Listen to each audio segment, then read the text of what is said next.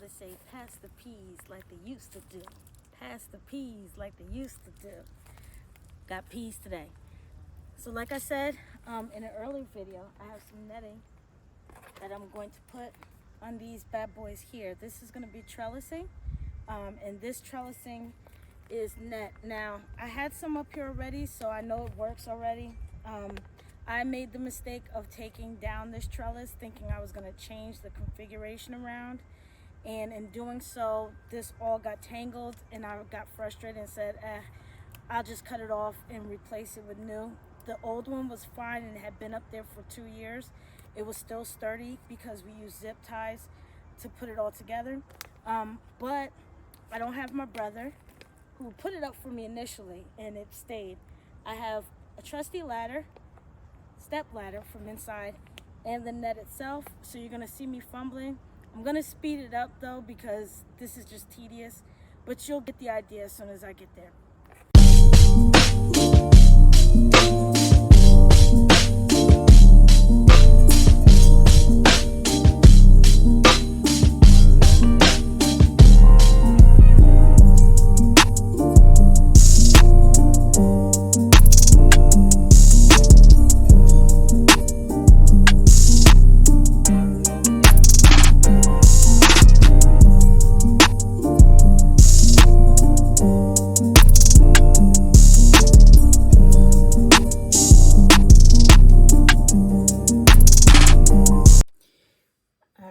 So really quick, I'm going to do a different method of seed sowing, and this is going to be for peas.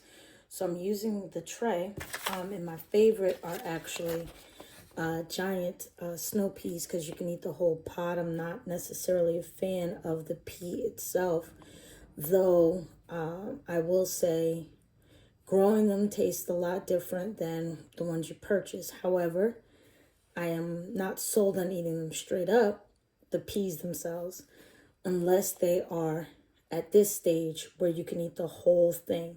So I am partial to these.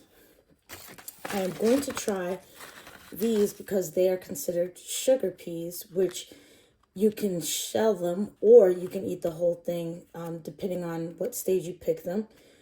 So I'm going to try these. These were cute. They were purple, so obviously I'm going to try them. Another version, which I grew the last 2 years, are these blush peas. They are delicious. I will not hold you. These are delicious. And I do have some little marvels, which are shelling peas, but I am going to grow them because, again, they are, but helpful if I turn it right. But they are delicious in the sense that when I pick them and I incorporate them in a stir fry or like a rice or something, then they're great. So we're going to grow them again because why not? But what I am going to do is I'm going to do something called soil blocking. And I found this idea or method or saw it and got my hands on it firsthand when I volunteered a day up in the community garden, PDYC community garden. I hope I'm saying it right. In Greensboro, they were doing soil blocking for a lot of their veggies, and I found it to be just a wonderful practice. So what I'm going to do is I'm actually going to soil block because I think it's a great idea for anything that has tap roots or don't like their roots disturbed like peas. Typically you would direct sow peas, but I'm going to do them in soil blocks. And the principle is that there's so much moisture in the soil and the content of it that it just creates these squares that you pop in the peas or the seeds. And there's a little here that will create a divot that you can just plop the seed into once it's created, and then put some soil on top, and it grows without restrictions, without confines, and it transplants better because the roots get air, and they don't necessarily need to be disturbed because they're already out of a container. They're not in a container to be constricted.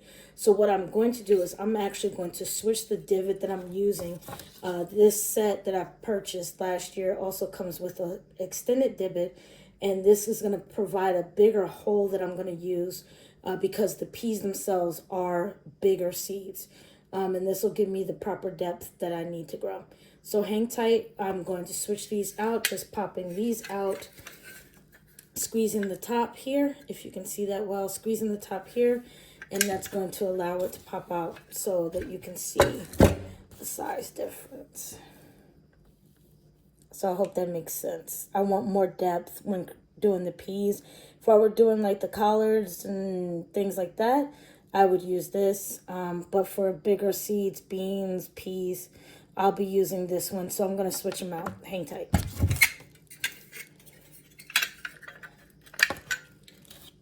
And they pop out pretty quick and pretty easy. So this is kind of cool. It's the getting them in that's the pain in the neck. For me anyway.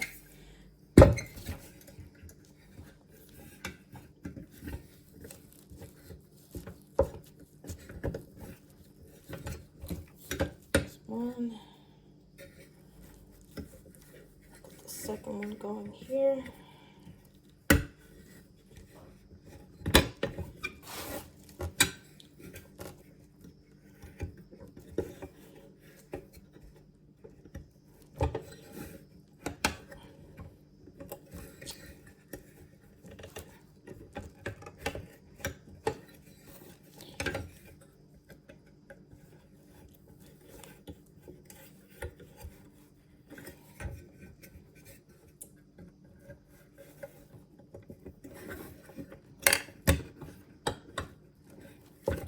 Pop that one back up. Let's get that one.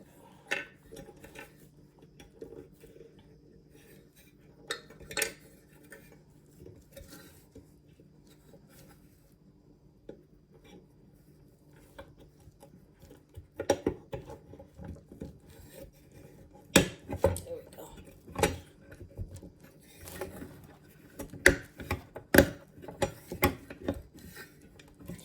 So we got them all in.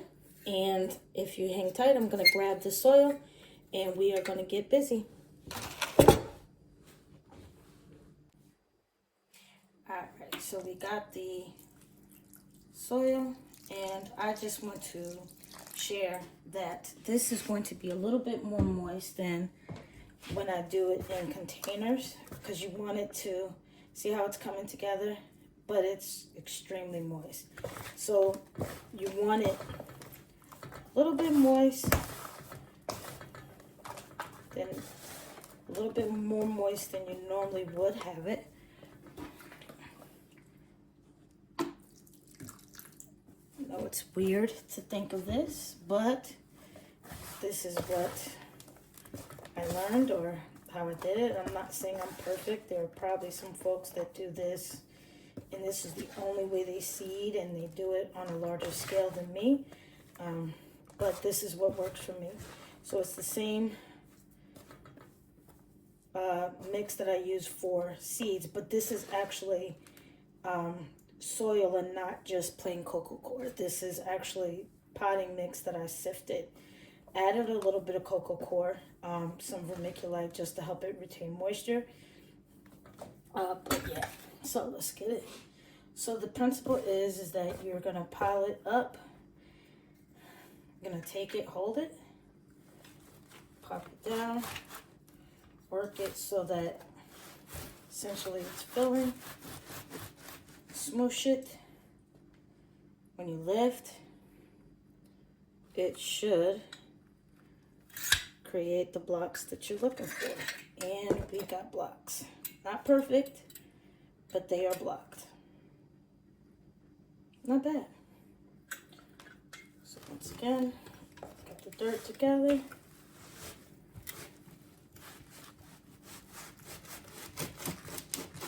Creating a flat surface.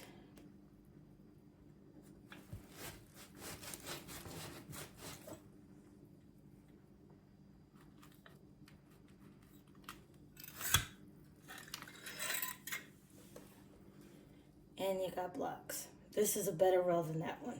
Actually, I might do that one again. For professional purposes only. And again, like I could probably do this on the mat and it would probably be a lot easier for me. but I'm indoors, so I don't want to really have dirt all over the place that I gotta clean up later.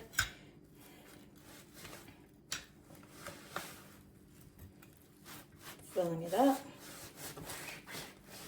getting all the excess so that it's flat, picking it up, and laying it down.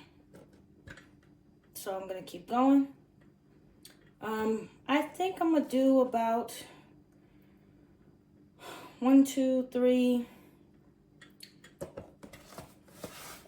Let's say I think about 12 pea plants should be perfect. So one more good row, and I think I'm happy with that. I'll do 4 plants per kind. Again, like I said, we're not big pea eaters. I'm not, but I do like being able to grab my own peas. So there you have it.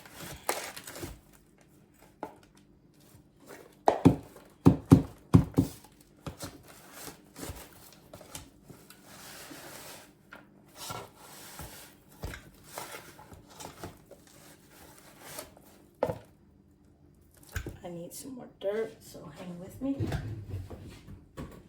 And actually, I am going to redo this one because this doesn't look too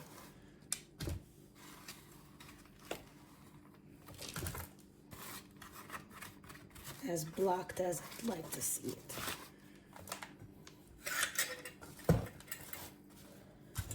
But this is the fun part because I love getting my hands dirty. This is therapeutic for me. So yeah.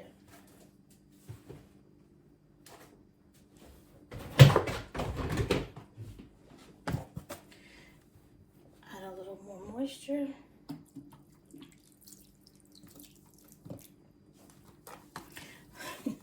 This is why I don't have nails, by the way, because I am going to be all in dirt every chance I get. And it is a pain in the neck trying to get dirt from under the nail. But whoever can, sis, you are a rock star in my book. A little bit more.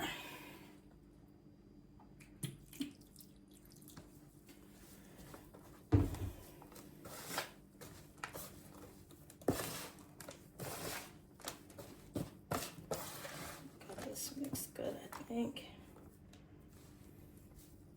Yeah, that's good. See how and I'm not even squeezing hard, but pulling it together, it kind of stays together. So that's good.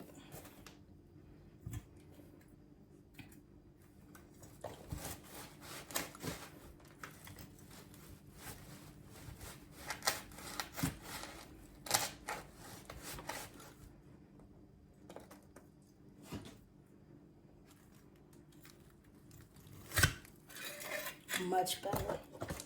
Much better block.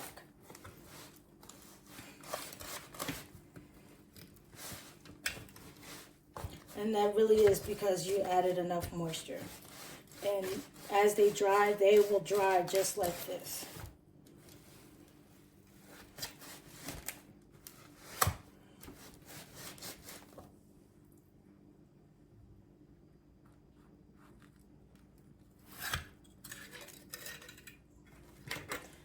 Call that a win.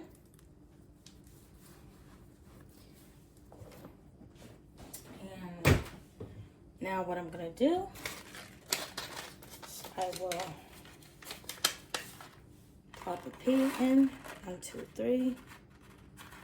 Now you could soak these, but I don't find it necessary.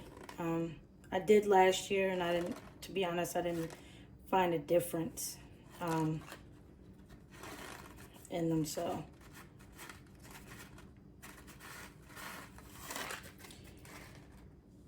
one, 2, 3, 4.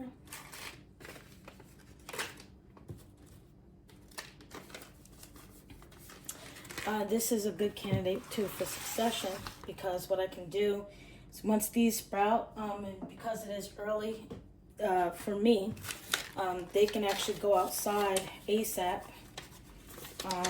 So once they get, and they'll grow pretty fast. Like they germinate within 7 to 10 days, and they can go out prior to, like I can direct sow these right now because my dirt or my soil, my whatever is workable right now for me, but these will grow pretty big and pretty quick. So because they can be planted and direct sown right now, and they can take a little bit of frost, the plant itself, they like it cold. That's why you see a lot of folks don't, not that you can't, but you don't see a lot of peas being grown in the heat of summer, the middle of it, unless they're in shaded areas. And that's because they don't like a lot of heat. Not like beans. Beans love heat. And so like these to me are the precursor. Just want to show you. What I'll do is I'll get these going. And then once I get these going for a couple weeks, and as these begin to give me actual pods, I will plant and direct sow some more outside. So that's a big thing I'm gonna work on this year, is doing succession planting.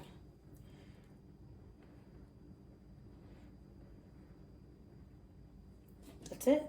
And what I am going to do, you could just kind of scrape this in there, but what I'm gonna do is I'm just gonna plop some soil right in there.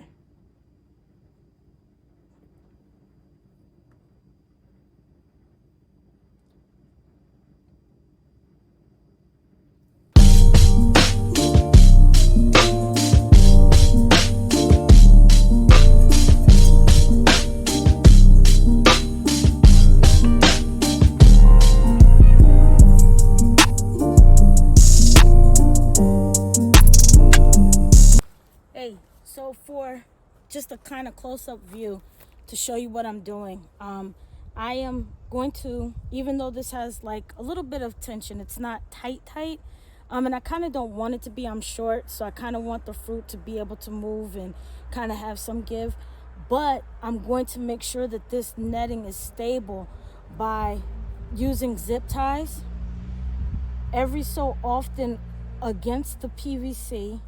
Where it's connected, I'm going to tighten it so that it gets a tight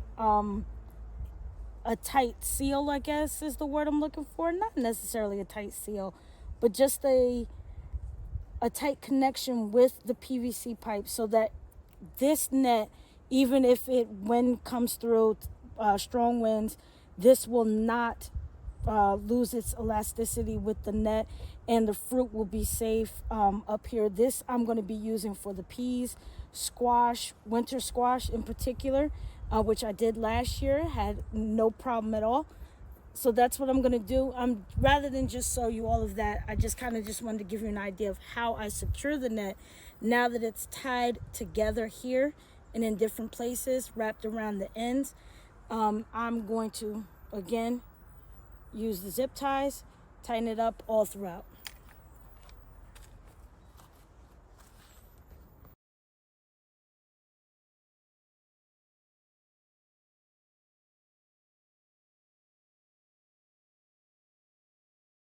So we're getting ready to plant, and I kind of just wanted to show you the soil block. The roots of the pea are coming through.